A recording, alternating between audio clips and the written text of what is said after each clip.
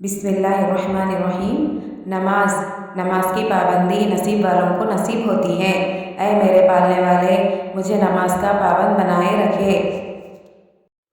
زندگی صبح سے شام، شام سے صبح ہو جانا زندگی نہیں۔ صبح فجر حاصل ہونا اور رات کو عشاء نصیب ہونا زندگی ہے۔ اپنے نصیب کو کبھی برا مت کہو۔ جس نے لکھا ہے وہ تمہاری ماں سے بھی زیادہ تم سے محبت کرتا ہے۔ جب تہجد میں آنکھ کھل جائے تو سمجھ لینا کہ آسمان سے کال آیا ہے۔ جھک جانا ہی محبت ہے اور اس بات کا سب سے بڑا ثبوت سجدہ ہے۔ خوف خدا دیکھنا ہے تو مسلمان کا دیکھ جو سردی میں بھی ٹھنڈے پانی سے وضو کرتا ہے۔ قرآن میں سب کچھ ہے لیکن جھوٹ نہیں ہے۔ صرف اللہ ہی ہے جو ایک سجدے سے اپنا بنا لیتا ہے۔ یا اللہ، ہم تیرے گناہگار بندے ہیں، ہمارے صغیرہ اور کبیرہ گناہوں کو معاف فرما۔ آمین ثم آمین۔ بہترین صبح وہ ہے جو اللہ کے نام اور قرآن پاک کی تلاوت سے شروع کی جائے۔ اللہ جب کسی کو اپنی طرف لانا چاہتا ہے تو اسے کسی کے ہاتھ ضرور توڑتا ہے، کیونکہ اسے احساس ہو سکے اللہ کی محبت کے علاوہ ساری محبت فنا ہے۔ جب کہہ نہیں سکتے تو رو لیتی ہوں، کیونکہ وہ رب سب جانتا ہے۔ تھوڑی سی تھکاوٹ پہ تو نماز چھوڑ دیتا ہے۔ اے انسان، ان سے کچھ سیکھ جنہوں نے جسم میں خنجر اور تیر ہوتے ہوئے بھی آخری سجدہ نہ چھوڑا۔ بیوی کے ساتھ قرآن پڑھنا اور بیوی کو قرآن پڑھ کر سنانا، یہ سنت نبی صلی اللہ علیہ وسلم ہے۔ وہ انسان کبھی زندگی میں نہیں ہار سکتا جس کی امید اللہ سے ہو۔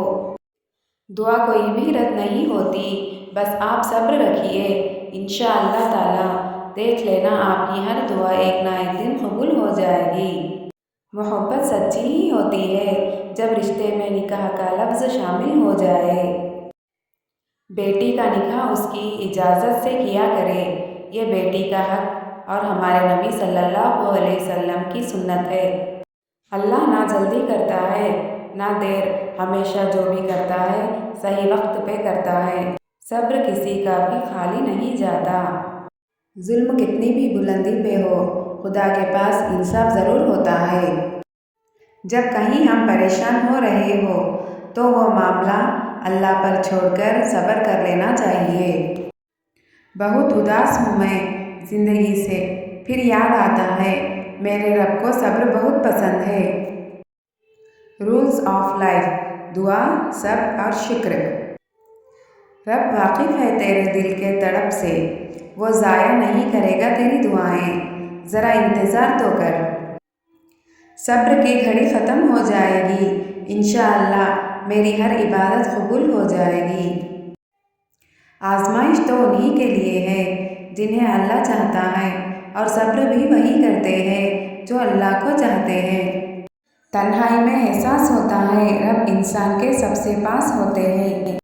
دنیا کے لیے یہی عیب کافی ہے کہ اس میں وفا نہیں ہے۔ جب تمہیں نماز کی پابندی کرنا اچھا لگنے لگا تو سمجھ لو کہ تمہیں خدا سے اور خدا کو تم سے محبت ہو گئی۔ اے اللہ، مجھے شکر کرنے والا دل، ذکر کرنے والی زبان اور تیری یاد میں رونے والی آنکھیں عطا فرما۔ صبر کرنے والوں کا صبر سب سے زیادہ آزمایا جاتا ہے۔ رب تکلیف بھی اسی بندے کو دیتے ہیں جسے وہ پسند کرتے ہیں۔ اللہ کرے کہ تمہارے صبر کا صلہ تمہیں یوں ملے کہ زندگی میں تمہیں کبھی کوئی غم نہ ملے۔ شکر ادا کرتے رہا کرو اس رب کا جو برداشت سے زیادہ دکھ نہیں دیتا مگر اوقات سے زیادہ سکھ ضرور دیتا ہے۔ جن گھروں میں اللہ کا ذکر ہوتا ہے وہاں سکون، محبت اور برکت نظر آتی ہے۔ نماز دلوں کی نفرت کو ختم کر دیتی ہے۔ اے انسان، ذرا صبر تو رکھ، دیکھنا تمہارا رب تمہیں وہ سب عطا کرے گا جو تمہارے دل و دماغ میں نہیں۔ جب بندے کو اللہ سے محبت ہو جائے تو بندہ نمازی بن جاتا ہے، اور جب اللہ کو بندہ پسند آئے تو اللہ بندے کو اذان سے پہلے مسجد بلا لیتے ہیں۔ اسلام کے دو مضبوط اعمال: خاموشی اور اچھے اخلاق۔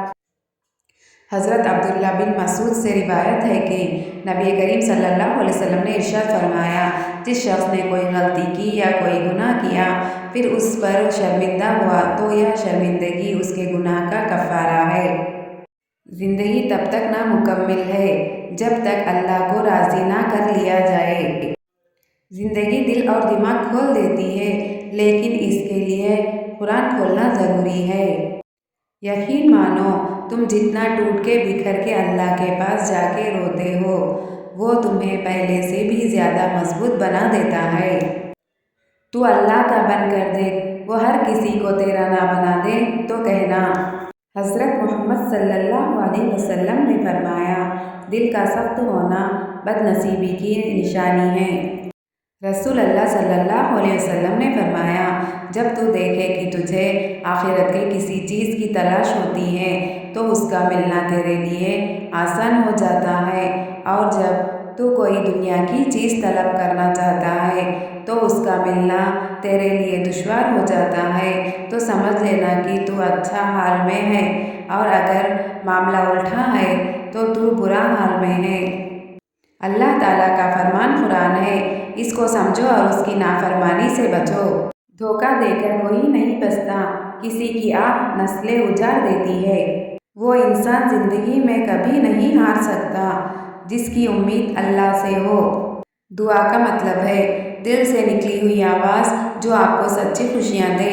اداسی کبھی آپ کے قریب سے بھی نہ گزرے۔ اللہ آپ کو ہمیشہ خوش رکھے۔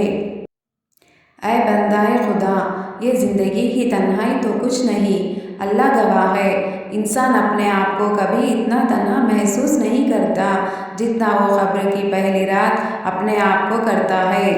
نماز کو محبت سمجھ کے ادا کرو تو اللہ پاک اگلی نماز کے لیے تمہیں خود کھڑا کر دے گا۔ کسی کو دھوکہ مت دو اور نہ ہی جھوٹ بولو، کیونکہ تم ایمان والے ہو۔ میں نے نفرت کرنا کسی سے سیکھا ہی نہیں، میں امتی ہوں ان نبی صلی اللہ علیہ وسلم کی جنہوں نے اپنے دشمنوں کو بھی دعا دی ہے۔ حضرت محمد صلی اللہ علیہ وسلم کا ذکر سنتے ہی جو چمک اور خوشی ان کے امتیوں کے چہرے پہ آتی ہے وہ محبت ہے۔ حضرت محمد صلی اللہ علیہ وسلم نے فرمایا، لوگوں کی نسل بیٹوں سے چلتی ہے، میری نسل میری بیٹی فاطمہ سے چلے گی۔ کسی کے نظر میں گرنے کا غم نہ کرے، بس اپنے آپ کو اللہ کی نظر میں بلند رکھیں۔ کتنا خوبصورت احساس ہے کہ ہم اللہ تعالیٰ سے اپنے دل کی بات کرتے ہیں اور وہ سب کچھ پہلے سے جانتا ہے، لیکن پھر بھی ہمیں سننا چاہتا ہے۔ عورت میں ایک حد تک غرور ہونا بھی چاہیے، ایسا غرور تو جو کسی نامحرم کو اپنی طرف دیکھنے سے باز رکھ سکے۔ اللہ کا سب سے خوبصورت تحفہ ماں باپ کو اولاد دینا ہے، بیٹا ہو یا بیٹی فرق مت کرو، بیٹا نعمت ہے تو بیٹی اللہ کی رحمت ہے۔ یا اللہ سب بے اولاد کو ماں باپ بننے کی خوشی نصیب فرما۔ توبہ کرنے میں دیر نہ کیا کرو، ہر پل موت قریب ہو رہی ہے، پتہ نہیں پھر توبہ نصیب ہو یا نہ ہو۔ حیا کے چکر میں سر سے پاؤں تک ڈھکی چھپی ہوئی لڑکی دور سے ہی لگتی ہے۔ اسلام کی شہزادی آ رہی ہے۔ بڑی عمر کی لڑکی سے تعلق سکون کا سبب ہے، کیونکہ اسے مرد کی ضرورتوں کی خبر ہوتی ہے۔ اپنی زندگی ایسی جیو کہ اللہ کو پسند آ جاؤ، بندوں کی پسند تو روز بدل جاتی ہے۔ یا اللہ، my future is in your hands and I completely trust you.